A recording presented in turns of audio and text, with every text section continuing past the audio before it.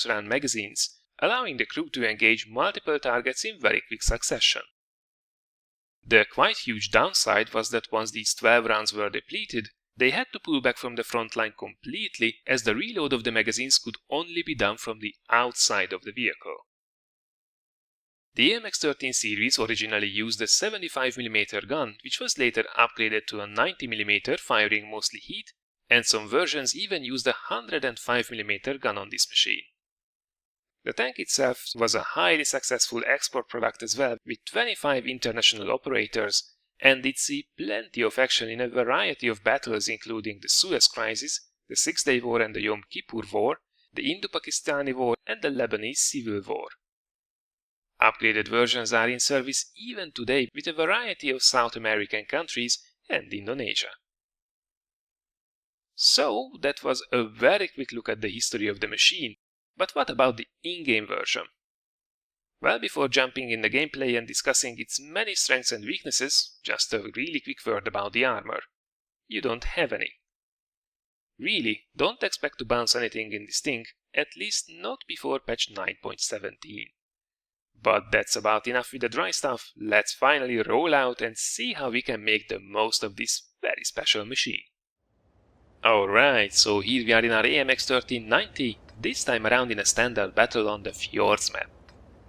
Now we got ourselves into a tier 10 match here, which this machine will most certainly see quite often. That's alright though, we can definitely handle those tier 10s, if we know how to use the machine. Now I have to say that the beginning of this battle, well, pretty much the first half of it will be all about spotting and positioning. And that's really a key feature for this machine, but we will talk about that a little bit later.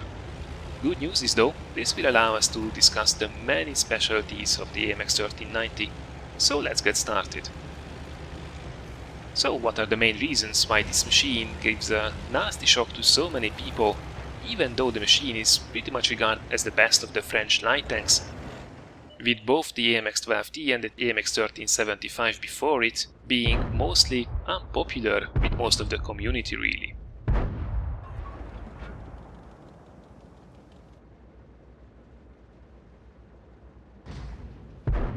Well, for one, coming from those light tanks, you will be pretty shocked to learn that suddenly your DPM actually has gone down and not up. And that is because of the extreme jump in the clip reload time. Previously on the AMX 1375 you had a full reload of just over 15 seconds, which is not bad at all. It's actually lightning fast for a 6-round magazine. With the AMX 1390 though, if you are going for a full reload, you will have to wait for 40 seconds. That's right, that's almost a minute. Now you better get used to it, because this kind of reload time will be pretty much staying for the rest of the line as well, for both the new Tier 9 French medium tank, the Batjet 25T AP, and also the Tier 10 Batjet 25T. So better get used to it now, because that's going to stay.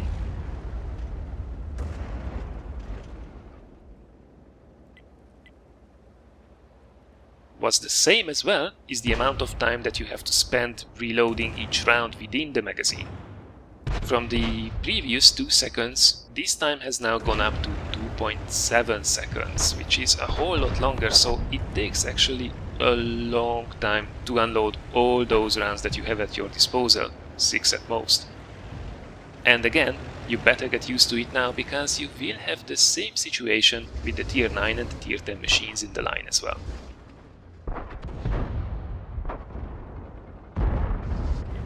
Now in the meantime we just moved into a very cheeky position. We are careful enough not to get spotted though. I have a good camo crew, and as you can see, camouflage as well applied on the tank. So I can light up all these camping tier 10s. And the guys behind me are very happy to take shots at them. So perfect, we are pinning those guys in place so they can't just roll over us. And we get some nice, juicy, tasty spotting damage. So, very long reload for each round and also for the entire reload. But what do we get in return? Well, we have much higher burst potential, and that's because the average damage per shot goes up from 135 to 240 with the Top Gun. From the about, I think 810 potential burst with the 1375, you now have a potential of 1440, which is a huge jump. And it will pretty much enable you to clip basically almost all of the tier 8 heavies if you encounter them. And also relatively healthy tier 9s and tier 10s as well.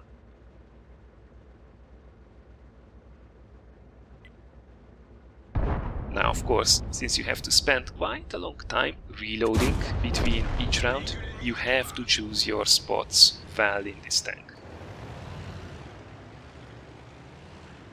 If you are just going straight ahead and not waiting for the right opportunities, this tank will get wrecked. And quite often I see AMX 1390 players fire a couple of shots and then they feel that they are really committed now to fire the rest of it as well. It's not necessarily the right call. It's much better to go back in a safe position, go for a reload and then wait for an opportunity when you can really unload without getting punished for it. Because saving your health for the later stages of the match to be able to maybe take a shot from a higher tier machine, but in return to pump it full with your shots is really crucial. Now finally we get to see some action as well, and we are teaming up with the big brother, the big Betcher. We have managed to sneak in the kill. Not intentional kill steal though, but we will not wait for him. Now we still have 4 rounds left to give to the enemy team, which pretty much crumbled at this stage, but there was really no opportunity for us to move in. Plus we were farming some really juicy assistant damage. So now is the time to get those damage numbers going. There we go, we have the S of the E5. Perfect. Now another thing that's really annoying about the 1390 is the amount of time it has to spend aiming. If you did see there, that's 2.9 second aim time at base, which is a hell of a long time. And I have to say, that's actually the worst aim time in the entire line. And it also has the worst accuracy with 0.36 meters and the worst dispersion values. So yeah, the gun performance really leaves a lot desiring in this tank. In the meantime, I did go for a reload, so I will just spot this tier 10 artillery. Even though he fired, we can't really do anything about it. I can't really go and ram him in this slightly armored vehicle. We can get the spot though. And we can even get the killing blow. Sweet. So really, the way you have to make this gun work is to either get yourself in a position where you have the